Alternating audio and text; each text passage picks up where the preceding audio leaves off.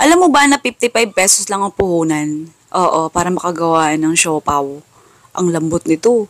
Oo, tas ang dali pang gawin. Okay, una, pagkahanda natin ng lalagyan kung saan ka magmamasa, kung ayaw mong direkta haluin siya sa pinaka, kung saan ka man magmamasa. Ayan. Bakit natagal? Sariling edit na tagalan. Okay, and lagay tayo ng 1 cup ng harina. All-purpose flour yung ginamit ko dito.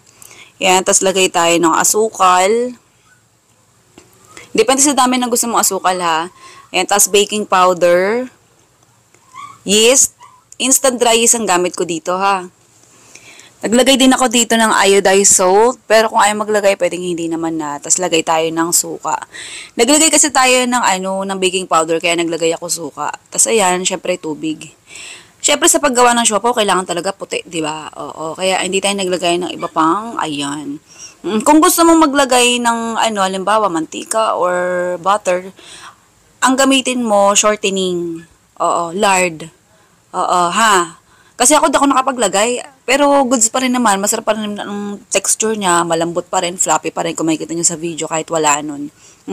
Pero kasi mas maganda kung meron nun para mas tumagal yung, alam mo yung fluffy, malambot yung pagka-fluffy habang tumatagal, ganun. Oo. Okay, tapos paalsahin natin siya. Pagkaalsa, ganito itsura niya. Sa akin, pinaalsa ko to mga 20 minutes eh. Kaya tingnan nyo, bongga yung alsa. Umabot pa nga ata ng 30 minutes kasi habang ginagawa ko to, ayan, sinabay ko rito iba pang ang negosyo recipe natin. Bali, gumawa pa ako ng iba pang video. Okay, syempre, para tipid sa oras. Okay, tapos, ayan, tanggalin natin yung plastic. Tapos, nagpahid ako ng mantika sa kamay ko. Syempre, kasi pag minasa natin siya, oo, ayan, hindi siya masyadong madikit. Hindi na ako gumamit dito ng extra pang harina, ha. Oo, kaya isa recipe natin, saktong 1 cup lang na harina magagamit. Tapos, masahin mo lang siya siguro mga 1 to 2 minutes lang, carry na yun. Pwede na yun, oo. Yan, ganyan tsura niya. Kasi napaalsa naman natin siya ng matagal, eh. Okay, gayahin natin yung iba yung ginagawa nila. Okay. Yan, ganyan siya. Okay. Pero di mo na kailangan ganyan-ganyanin pa siya. Trip ko lang. Gusto ko lang ma-experience yung ginagawa ng iba. Ayan. Sa mga nagsasabi, binabara ako ng iba. Hindi ka naman talaga chef. Bakit may chef yung pangalan ng page mo? Bakit hindi ba pwedeng maging chef ng sariling bahay ang nanay? Huwag kang dyan. Okay, tapos, ayan, naglagay ako ng mantika dito sa pinaka-tiles. Ayan. Don't you worry, naglinis na ako niya. Pinunasan ko na. Baka naiirita kayo sa background natin ha, kung may narinig kayo, may umiiyak. Oo, yung doggy namin. Oo, nag-iingit siya kasi pag may nakikita siya, ayan, nagtatawag. Okay, tapos hatiin natin siya sa 8 piraso. 8 piraso lang, wag mo nang liitan kasi masosobra na sa liit pagka mas dinamihan mo pa yung hati eh. Tapos ang ginamit kong palaman dito, ayan, yung isang dilata ng spicy tuna. Maanghang yung ginamit ko dito, pero kung ayaw mo na maanghang, pwede naman. Pero mas maganda pigain mo muna ha kasi ma-oily yan, di ba? Oo, ma-oily. Oo, mahihirapan kang i-sealed yan, yung dough kapag ayan, kumapit yung pinakamantika ng tuna dun sa pinaka-dough.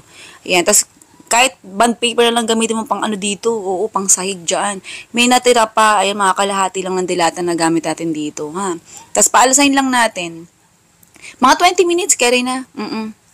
Pero kung sa akin kasi, ang ginawa ko, ayan, habang pinapaalsa ko yon, nagsalang na ako dito ng steamer. So, oo, nagpainit na ako ng tubig para sabay sila, para hindi sayang sa oras.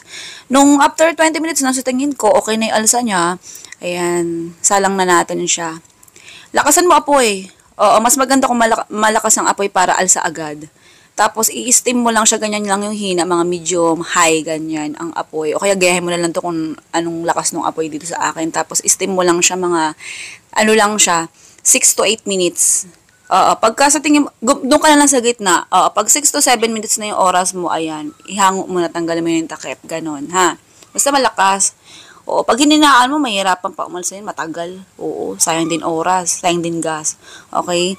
Okay, pag after natin doon sa paggawa ng siopaw natin, gawa tayo dito ng sauce. Naglagay ako tubig, tapos harina. Huwag mo muna sisindihan yung kalan. Haluin mo lang, lusawin mo muna yung harina. Pagka sa tingin mo lusaw na yung harina, tsaka mo ilagay yung ibang rekado. Pero bago mo, lagay yung rekado, sindihan mo na, tapos lagay mo agad yung toyo. Tapos haluin mo lang. Haluin hanggang sa lumapot yung texture. Oo. Halo-halo lang. Pagka ganyan na yung texture, pwede mo nang ilagay dyan yung iba pang rekado kasi carry na yan. Hindi mo kasi pwedeng ilagay agad yung asukal kasi matabang. Oo, saksayado sa asukal. Di tulad ng ganyan pinaalsa mo na, pinalambot mo na, tsaka mo nang lalagay yung ano mo, asukal at tsaka yung, ayan, paminta. Ayan, sakto lang yung lasa. Hindi siya sobrang tamis, hindi siya sobrang tabang. Sakto lang. Oo. Kung gagayahin mo yung sukat na nilagay kong asukal, ha? Okay? Ayan, hango lang natin. Tapos ako, ito optional lang tong hinge cups na to na ginamit ko, ilalagyan ng sauce. Oo, sinalin ko na lang. Kasi syempre, tingin ko kasi, sobra-sobra tong ginawa kong sauce na to. Oo. Good for 2 recipe na to. Oo, halimbawa, 'di ba yung recipe na shinare ko sa inyo, 8 piraso ng siopaw magagawa. So, ito, good for 16 pieces ng siopaw. Oo. Tapos yung container na pinaglagyan ko, optional lang yan. Diyan ko lang siya nilagay, syempre kasi may susobra nga. Oo. Okay? Pwede mo na, pag sinerve mo yung siopaw mo, pwedeng sa plastic mo na lang din lagay yung yung sauce. Oo, tas ayan, dahil yung anak ko gusto niyang tumulong sa akin, ganyan lagi yan yung mga anak namin, gusto lagi tumutulong. Oo. Yan, tas tabi natin, tas ito na yung siopaw natin. Ang lambot niya, promise. Oo. Pero ayan, pakita ko sa inyo yung plastic na gagamitin ko rito. Hindi siya basta plastic bag, hindi siya basta plastic labo. Ayan. Ilalagay ko na lang sa baba kung saan mabibili yung plastic na yan. Ha, ang ganda niyan. Oo. Pang-presentable talaga siya. Okay, tapos bawat plastic, lagyan natin siya ng dalawang tuna siopaw. O, tapos isil na natin siya. Bale, yung sealer na ginamit ko dito, ilalagay ko na lang yung link sa baba kung saan mabibili. Or kaya i-check kung sa YouTube or sa TikTok kayo nanonood, tingnan nyo dyan sa screen nyo, sa bandang kaliwa, sa kanan, sa baba. Ay, kaliwa, kanan, diba? Sa bandang kaliwa, sa bandang baba, nandyan yung link sa mismong screen. Yan, ganyan yung tsura niya. Bale, 4 servings yung magagawa natin sa recipe na to. Good for 2 person sa isang balot. Kung hindi masiba, ganon. Yan, ganyan yung tsura niya. Okay, kung gusto niyo siyang itinda at kung gusto mong malaman kung magkano siya pwedeng itinda or ibenta, ayan, nasa dulo ng video na to pagtapos ng takan time. Pakita ko lang sa inyo kung gaano siya kalambot at ka-floppy. Kahit wala kang gamiting itlog at shortening. Malambot at floppy pa rin siya, o diba?